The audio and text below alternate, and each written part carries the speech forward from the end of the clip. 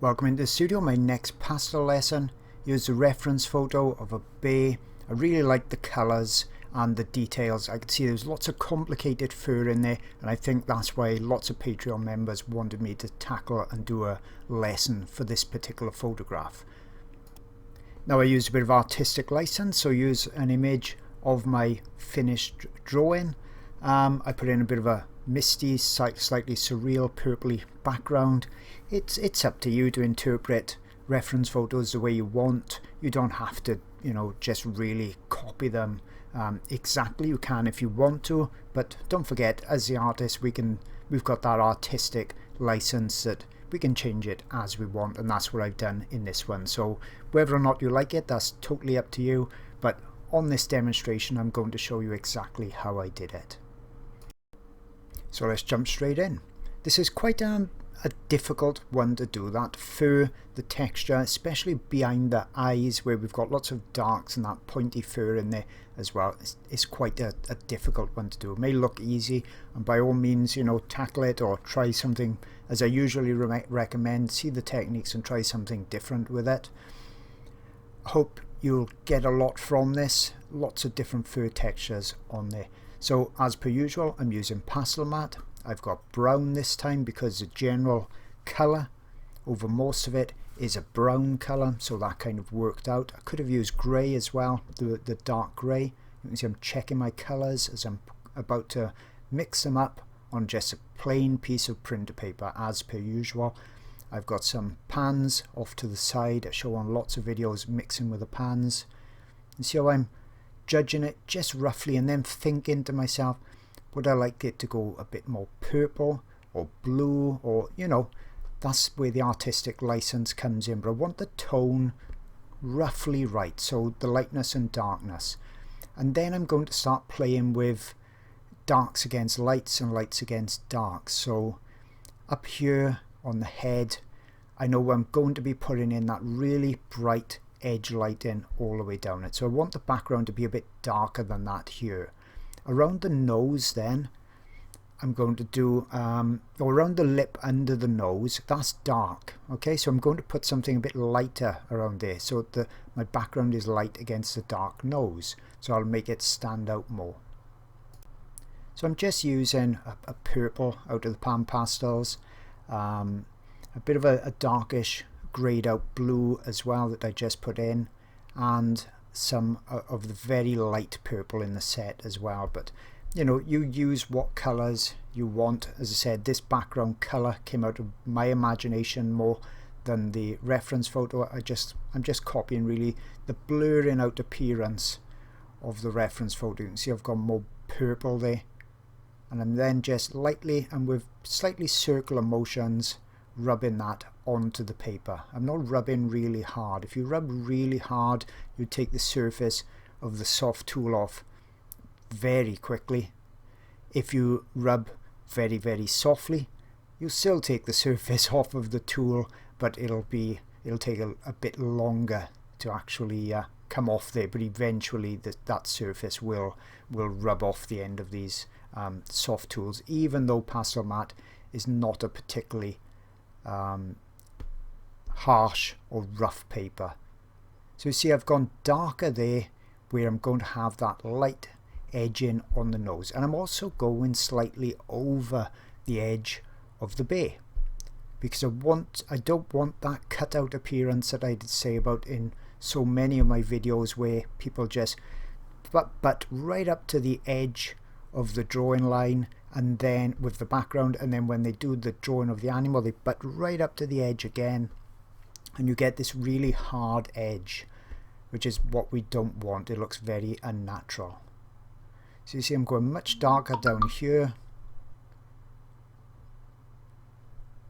and then a bit lighter up here, but you see I'm really playing with those colours. Now if your pan pastels are looking a bit grainy and gritty, then we just build up the layer. We just go on top of it with more pans. I'm putting the whole of the background in first, which is something I don't normally do, but the reason I'm doing it is that most of the bay, as you can see, is off to the top and the right hand side. So I'm not really going to be resting my hand on the background much at all, so I'm not going to muddy it, and the background is not particularly light and it's not particularly even either. When I did say for instance a zebra, I left the background till last because I wanted a really quite flat even colour on there, and any dust or marks would show up a lot on there, whereas they won't with this background.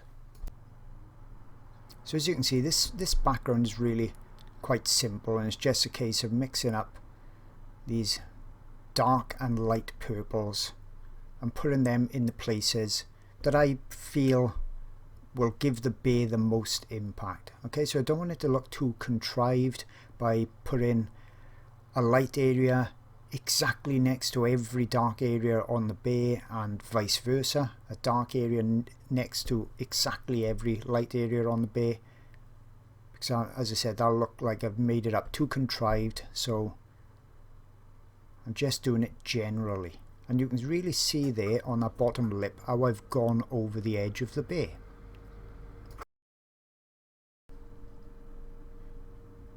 So I'm just going to carry on making up these purples. See those circular strokes just going over the edge then of the bay. You can still see the pencil lines, so that shows that the pan pastels are not completely opaque, and that's good for me, so I can still see exactly where the edges of the bay is going to be.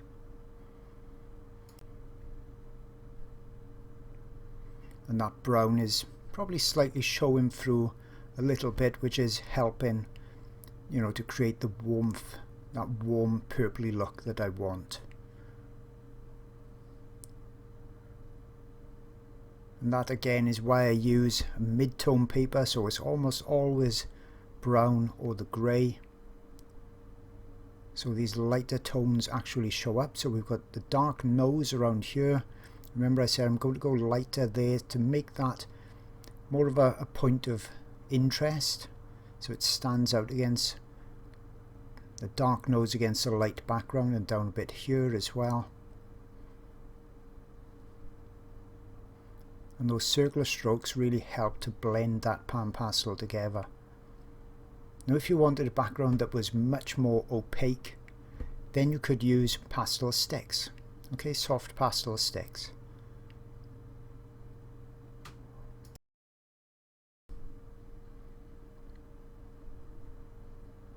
So I'll just keep this going real-time speed so you can see absolutely exactly how I'm doing this. Pan pastels don't need to be complicated at all. You see I'm blending everything together now to make it all nice and smooth and soft looking. I don't want any hard edges in this particular background.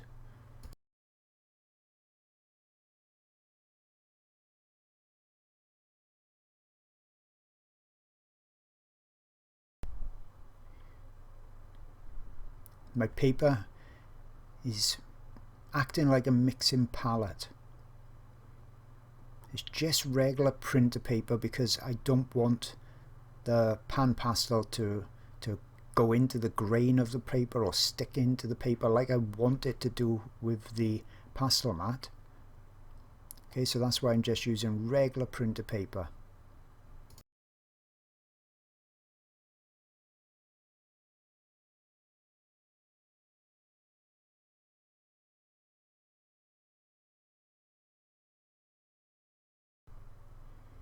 And now it's all pretty much covered. You can see I'm softening it even more. So now I'm making some of those refinements. I'm making sure I don't have any hard edges.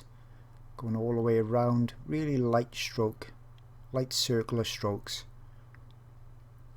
And now I can start to play with the colours as well. I can enrich them in places, darken them, lighten them. Use that artistic license.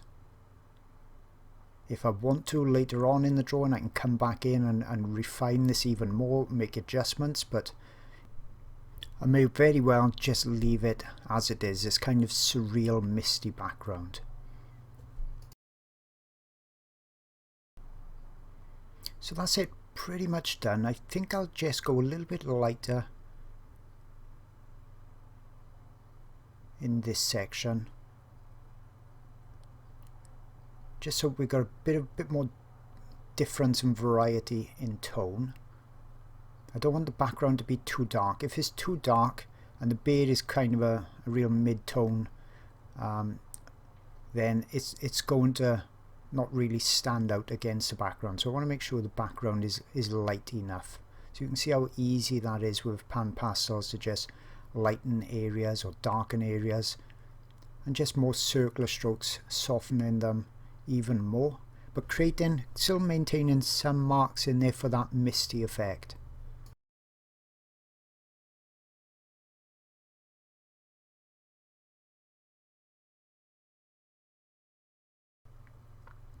And a bit lighter on the bottom as well.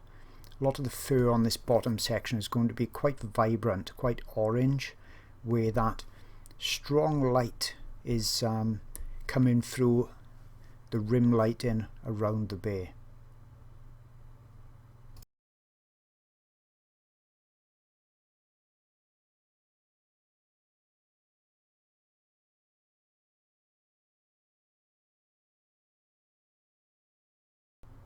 And I think that'll just about do for the background. I'm quite happy how it's turned out. It's got that slight surreal look to it. So that just shows how simple pan pastels can be.